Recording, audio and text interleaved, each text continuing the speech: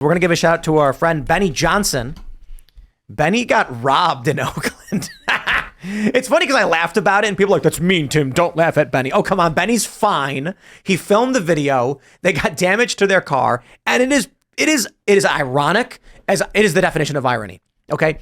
Benny Johnson went to an Oakland In-N-Out burger that shut down. The only location to shut down because while people were in the drive-thru waiting to get their burgers, people would run up and smash their windows and steal their stuff. So while Benny is there, someone look at this. We have ALX says, I was in the car when it happened. The rest of the team was probably 20 feet away. A car pulled up. Someone jumped out, smashed the window and tried to take a bag. I had to rip it from his hands and told him to F off. Oakland is a third world country. Look at this image. We got to pull this up. Okay. I would like to explain to people in simple terms, irony. Many people like to talk about literary irony, which is perhaps explained as expressing something other than your literal intention. I think that's weak. Irony is a fire truck on fire. That's the perfect visual of physical irony. Irony is the thing that's supposed to put the fire out bursting into flames instead of putting the fire out. Irony is Benny Johnson warning people about escalating crime and robberies, getting robbed while he's doing it. Welcome to Oakland. This is what California has in store for you. And the big fear is that, well, they say California is 5 years ahead of the rest of the country. Maybe. Sometimes it's way behind. No. That 5 years is, they're ahead of us. I guess they did legalize weed first. Yeah, they're progressive in a sense. What happens in California happens to the rest of the country. But I tell you, later. legalizing theft, legalizing theft up to $900 is not happening around the country. That was insane and stupid, and we saw the blowback. Like 10 people go in there and each rob $900 worth of stuff, and none of them get arrested, even though they robbed collectively $4,500 worth of stuff. Stupid. Yo, this is crazy. This is nuts. In midday, I've had my car broken into midday in San Francisco. If in 30 minutes that I was away from it, no one was in the car. This guy probably didn't know that Alex was in there. Look, wow. Oh no, for sure. He thought it was a parked car. Yeah. Look at this. Benny tweeted, "I just got robbed at an In-N-Out burger," and the beginning is him pointing to a burger. I thought he was going to be like, "Since they increased the minimum wage in California, this burger cost me $12." And so I saw it and I was like, yeah, okay. Well, I'll watch your video, Benny, but where's the punchline? They robbed me. And then it shows the smashed window. I was like, oh man, he got robbed. Heck of a punchline. Literally robbed. Man. Have you talked to Benny? Has anybody? No. Well, I don't know. I'm sure they've talked to a lot of people. Probably listening. Benny, how are you, man? That was nuts, dude. I feel like this is a crazy story, but also we're just not surprised because this is Oakland. Yep. And sadly, California has become a third world country. Let me play his video. And the rest of the country may become a third world country. This is from the Benny Show. It's only a minute long. In-N-Out Burger is a beloved fast food franchise. They are wildly popular and expanding everywhere except for in one location. Welcome to the only In-N-Out Burger that has ever closed. This is a historic location. You can see the iconic building, but there's a fence around it. The signs have been ripped down and the windows are all boarded up. Why did this In-N-Out Burger close? Well, because people were getting robbed in the drive-thru lane. 1,000 different criminal incidents of people being robbed while trying to get a burger in the drive-thru lane here. In-N-Out? Yeah, In-N-Out got the out of here.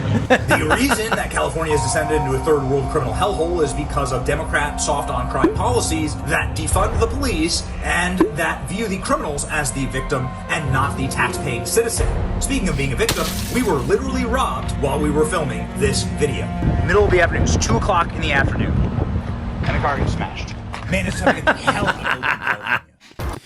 I tweeted something. I tweeted like, ha, ha, ha, ha, ha, ha. Benny actually got robbed. And then people responded being like, that's so mean of you to make fun of Benny for this. And I'm like, dude, I'm friends with Benny. I'm laughing at the irony of the situation that he got robbed while filming this video. He's fine. They're all fine. Everyone's okay. But that's just absolutely wild. Have you guys seen this viral video going around where a woman just murders another woman in like outside of her apartment? No. So there's another video that's going viral. It's in Seattle. There's two women. One's got a gun and she like kicks the woman out and shoves her out the door. And the woman falls down, starts crying. Then the woman walks back in the house, stops halfway up the stairs, turns around, goes outside and just kills her. Just starts shooting. Wow. And then yells, "You dead." Curse. I don't want to curse, but B, you dead. I'm just like, dude, the stuff that's starting to happen in this country with this crime, and then you have just mass criminal immigration, criminal aliens storming the country. I don't know if the whole Trump argument even matters. Yeah, I think people are more concerned about things like this, honestly. They don't want to have illegals being shipped all over the country committing crimes, and it's gotten to the point where literally the things that Trump says, which I think originally maybe were hyperbole, like we live in a third world country, we live in a hellhole. It's like that is literally the case. That's literally happening. And some people living in certain places are just downright unsafe. I kind of disagree. I think we are the first world. I've heard that the ideas of third world is a very racist thing created by the British to make other countries seem like, just to brainwash people into thinking they're shitty. But we are the leader of the world, and a lot of other countries are suffering just like this right now. Russia's literally in a war where the men are getting drafted. The Chinese, apparently the economy is falling apart in China. We just don't get to see it. The third world is a reference to unaligned nations during the Cold War. So the first world were the big developed nations, second were their allies, and third were unaligned countries. And because they're underdeveloped or undeveloped countries. Mm-hmm. So it's not race, it was about political alignment. Yeah, racist is a stupid overused I think when word. people think of like a first world country, they think, oh, it's a safe place. It's a place I could go to school and work and kind of have a normal life. And a third world country is a place where maybe there are going to be, violent mobs and an open border and things like that. And that's why I feel like we're becoming more of a third world country, because we're just allowing this to happen, and we're kind of encouraging it in the sense that they're saying, hey, we're not even going to have, cash bail. We're going to make it so that if you commit a crime, there's not really a punishment. Yet, if you're someone who's a conservative, I mean, God forbid you live in a place like New York, because you're going to be persecuted. So I just feel like that kind of justice system is totally something a third world country would do. I will clarify, because I just did a fact check. Second world was Soviet allies, and first was capitalist allies. Yeah, third was unaligned. It was British propaganda. They made it like U.S. first world, Russia second world, and everyone that joined us, they'll be in the third world with us. So no, I think third world was unaligned, wasn't it? Like colonized, or just a lot of African nations and stuff. So anyway, that's what I've heard about the whole first world, second world thing, is the British propaganda, just so people know. Yeah, countries that are not aligned. It meant they weren't with Soviet Union or the United States, the capitalist countries. They had no use Probably for those. because they didn't have any resources to be able to get involved in anything. So they were like, you guys are doing stuff and we are just living in chaos.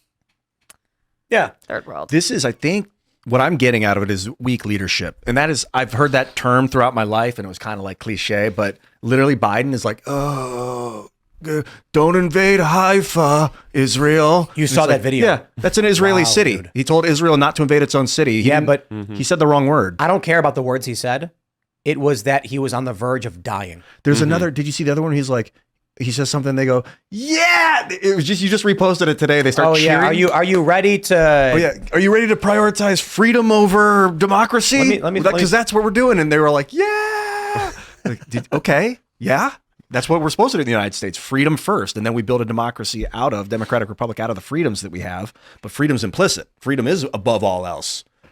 Of course, law and order is super, super important, or you can't maintain the freedom. There's this zealous cheering in the background. They don't even know what he was saying or intending to say. I tweeted it. Let me see if I can pull it up. It's gorgeous. So this is like weak leadership, because a normal leader would be like, yo, you can't have that crime in California. Step it up. Get the National Guard over there. You cannot let that go down. And let's fix the border. But now you get why people want Trump. Because Trump walks on stage and mocks a journalist who got body slammed. Because Trump comes on stage, and when Megyn Kelly is like, you called women fat pigs, he goes, only Rosie O'Donnell. And with like that, with pure confidence, I don't care, I'll do what I want. And a lot of people went, good. Finally, someone who's going to be at least strong. He is somewhat, and I don't know him personally. I'd love to meet him, but like his balking at sending out the National Guard during the George Floyd riots baffles me. Like, he didn't want to be seen as a bad guy. I think he's concerned too much about his public opinion.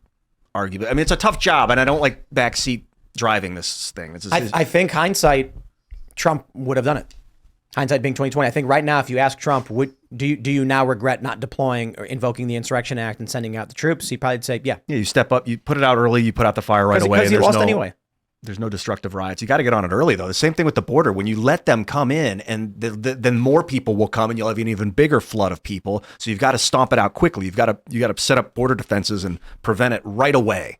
The bigger question, I suppose, is what is Trump doing right now to counteract the shadow campaign that is obviously in play to stop him from He's got Truth Social. Truth Social is about to launch video, their own video streaming service. That's pretty cool. And he's a co-owner of that company. So that's definitely like, it's a technological war in a lot of ways. So we're up against, banking cartels and I'm not saying we're all, but there's a banking cartels that are trying to control us through technocracy, econotechnocratic. I think econotechnic is what Dennis Kucinich called it. An econotechnic government. I thought it was fascinating.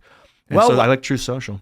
Thanks for watching this clip from the Timcast IRL podcast. Hang out with us live Monday through Friday at 8 p.m. and become a member over at timcast.com for uncensored, members-only shows exclusive. Thanks for hanging out, and we'll see you all next time.